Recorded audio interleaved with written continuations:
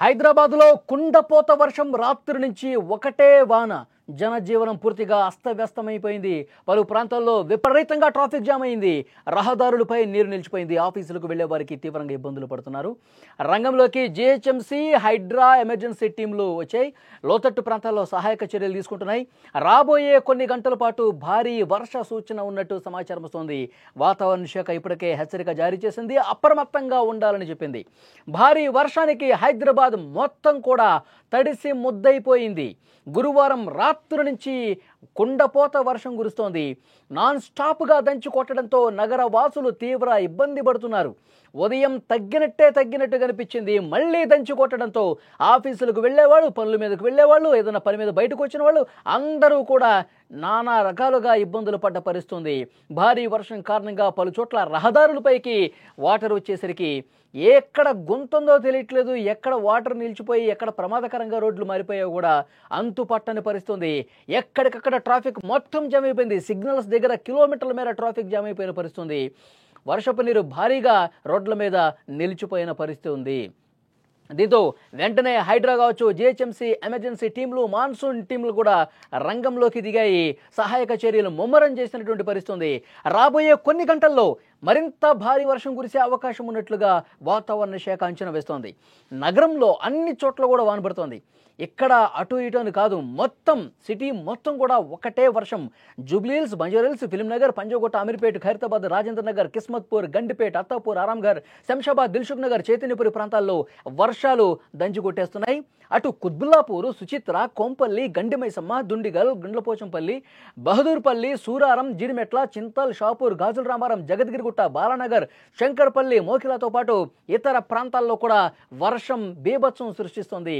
ఉదయం నుంచి కూడా చాలా చోట్ల కుండపోతగా వర్షం పడింది. ఉదయాన్నే 5 గంటలకు 6 గంటల సమయంలో చిన్నగా తుంపరగా పడుతున్నటువంటి వర్షం ఒక గంట వ్యవధిలోనే సరిగ్గా 7 గంటల సమయానికి కుంభవృష్టిలాగా కురిసేసింది. చాలా ప్రాంతాలు, లోతట్టు ప్రాంతాల వైపు వర్షం దూసుకుంటూ వస్తుంది. ఎగువ నుంచి వస్తున్నటువంటి వర్షం, అక్కడ పడుతున్న వర్షం లోతట్టు ప్రాంతాలని ముంచేసే స్థాయిలో వరద పారుతున్నటువంటి పరిస్థితి ఉంది. హైదరాబాదులోనే కాదు, తెలంగాణలో కూడా మిగతా జిల్లాల్లో కూడా వర్షాలు పడతా ఉన్నాయి. వచ్చే 24 గంటల్లో తెలంగాణ వ్యాప్తంగా తేలికపాటి జల్లులతో పాటు కొన్ని చోట్ల భారీ వర్షాలు పడతాయి. వాతావరణ శాఖ విషయం చెప్పింది. ఆదిలాబాద్, జగిత్యాల, కొమరం భీం ఆసిఫాబాద్, మహబూబ్ నగర్, నారాయణపేట, నిర్మల్, నిజామాబాద్ జిల్లాల్లో తేలికపాటి ఉరుములతో కూడినటువంటి వర్షాలు పడే అవకాశం ఉంది. జనగాం, కామారెడ్డి, కరీంనగర్, మెదక్, మేడ్చల్, మల్కాజ్గిరి, పెద్దపల్లి, రాజన్న సిరిసిల్ల, రంగారెడ్డి, సంగారెడ్డి, సిద్దిపేట, వికారాబాద్, వరంగల్, హన్మకొండ, యాదాద్రి భువనగిరి జిల్లాల్లో కొద్ది గంటల్లో మోస్తరు వర్షంతో పాటు గంటకు 40 నుంచి 60 కిలోమీటర్ల గరిష్ట వేగంతో గాలులు వీచే అవకాశం ఉంది. గాలులతో పాటు ఉరుములు, మెరుపులతో కూడినటువంటి వర్షాలు కూడా వచ్చే అవకాశం ఉందని చెప్తా ఉన్నారు. బయటకి పొలం మీద ఎక్కడన్నా బయట ప్రదేశాలకు వెళ్ళినప్పుడు, పొలాలకు వెళ్ళినప్పుడు చాలా జాగ్రత్తగా ఉండాలి. ఉరుములు, మెరుపులతో కూడిన పిడుగులు పడే అవకాశం ఉంది. గత నెలలో పిడుగుల ధాటికి 9 మంది, కేవలం తెలంగాణలోనే 9 మంది రైతు కూలీలు పిడుగుల బారిన పడి చనిపోయినటువంటి పరిస్థితి. కాబట్టి అధికార యంత్రాంగం చాలా స్పష్టంగా చెప్తోంది, పంట పొలాలకు వర్షాలు బాగా పడుతున్నటువంటి సమయంలో వెళ్ళకండి. ఒకవేళ వర్షానికి పడుతున్నప్పుడు చెట్ల కింద నిలబడవద్దు. ఎత్తైనటువంటి వస్తువులు, చెట్లు కావచ్చు, కొండలు, గుట్టల దగ్గర అస్సలు నిలబడవద్దు. ఎందుకంటే పిడుగులు పడే సమయంలో అవి లాక్కుంటాయి. కాబట్టి చెట్ల మీద పడ్డప్పుడు, చెట్ల కింద మీరు ఉన్నప్పుడు పిడుగు ధాటికి మీరు అక్కడే కుప్పకూలే పరిస్థితి ఉంటుంది. డెఫినెట్గా వర్షం పడుతున్న సమయంలో ఆ విధంగా పంట పొలాలకు వెళ్ళొద్దు, చెట్ల కింద ఉండొద్దని చెప్పి అధికారులు చెప్తా ఉన్న పరిస్థితుంది. ఇక ఉత్తర తూర్పు తెలంగాణ జిల్లాలో కూడా భారీ వర్ష సూచన ఉన్నట్టుగా సమాచారం వస్తుంది. ఉత్తర తూర్పు మధ్య తెలంగాణ జిల్లాల్లో భారీ వర్షం కురుస్తుందని చెప్తున్నారు. అలాగే అన్ని శాఖల అధికారులతో కూడా ముఖ్యమంత్రి రేవంత్ రెడ్డి గారు సమావేశం పెట్టారు. అందరూ అప్రమత్తంగా ఉండాలి, జాగ్రత్త చర్యలు తీసుకోండి. ఎస్పెషల్లీ కలెక్టర్లు అక్కడ మీ జిల్లాల్లో పరిస్థితిని ఎప్పటికప్పుడు వాతావరణ శాఖ నుంచి అప్డేట్స్ తీసుకోండి.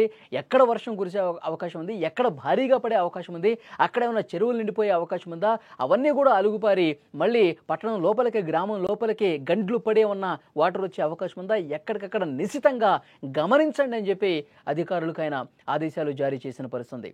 అవసరమైతే లోతట్టు ప్రాంతాల్లో నివసించేటువంటి ప్రజలను సురక్షిత ప్రాంతాలకు కూడా తరలించాలని చెప్తున్నారు. మరొక 3 రోజుల పాటు భారీ వర్షాలు ఉండే అవకాశం కనిపిస్తోంది. విద్యుత్ సరఫరాకు ఎలాంటి అంతరాయం లేకుండా చూడాలి. ఎందుకంటే వర్షాలు పడుతున్న సమయంలో ఒక్కసారిగా విద్యుత్ అంతరాయం ఏర్పడుతుంది, కరెంట్ లేకుండా కొన్ని అంధకారంలో ఉండే పరిస్థితి ఉంటుంది. కాబట్టి ఎప్పటికప్పుడు సరైనటువంటి చర్యలు తీసుకోండి.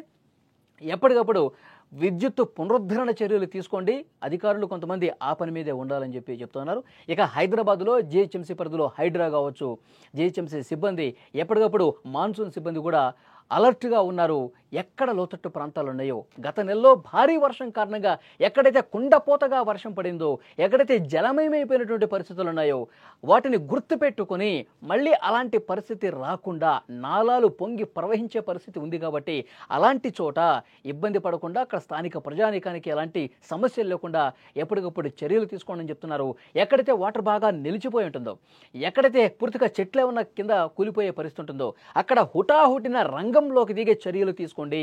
పురాతనమైనటువంటి భవనాల్లో ఎవరైనా ఉంటే వాళ్ళని వెంటనే ఖాళీ చేపించండి. ఎందుకంటే వర్షాలు బాగా పడుతున్న టైంలో పురాతన భవనాలు నాని ఒక్కసారిగా కుప్పకూలిపోయి అందులో నివసిస్తున్న వాళ్ళు చాలా ప్రమాదాలకు గురైనటువంటి పరిస్థితి ఉంది. కాబట్టి దీని మీద కూడా ప్రత్యేక దృష్టి పెట్టండి అని చెప్పి ముఖ్యమంత్రి రేవంత్ రెడ్డి గారు ఇక్కడ అధికార యంత్రాంగానికి చాలా స్పష్టమైనటువంటి ఆదేశాలు జారీ చేసినటువంటి పరిస్థితి ఉంది. అధికార యంత్రాంగం అన్ని చోట్ల, నాలాలు ఉన్న చోట్ల, లోతట్టు ప్రాంతాల్లో ఈ విధంగా ఇంతకుముందు నేను చెప్పినట్టు పురాతన భవనాల విషయంలో కావచ్చు మానిటరింగ్ చేస్తూ ఉన్నారు. మరొక 3 రోజుల పాటు మరింత అప్రమత్తంగా అందరూ సమన్వయం చేసుకొని చూడాలని చెప్పి ఆదేశాలు వచ్చి అందుకు తగ్గట్టుగా సహాయక కార్యక్రమాలు కూడా జరుగుతూ ఉన్నాయి.